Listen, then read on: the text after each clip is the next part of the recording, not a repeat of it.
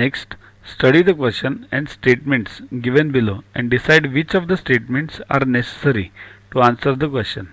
Okay, means out of these three we have to check which one of these is necessary to answer this question. Which question?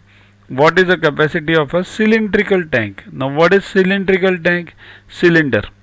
Capacity means volume. So what is required for a volume? Pi r square h, right? R and h.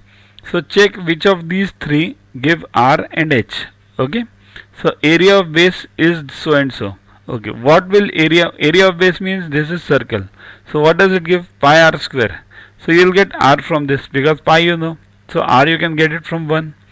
From 2, the height of the tank is 1.5 times of the radius. So if you get r from the first one, then you can get h from the second one, right? Okay. So 1 and 2 are needed. Now third, circumference of the base is 880. Now this is a twist. See here, circumference means again it's a circle and you know it's 880. So from here, what is the circumference of a circle? 2 pi r.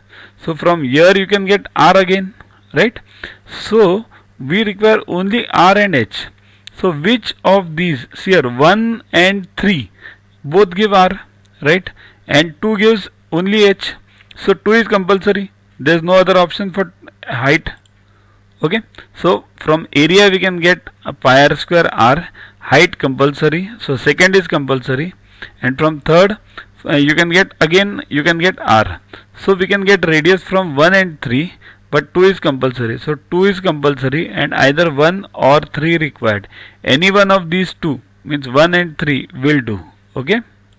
Next, a cuboidal metal of dimensions 44 by 30 by 15 was melted and cast into a cylinder of height 2 gram cubic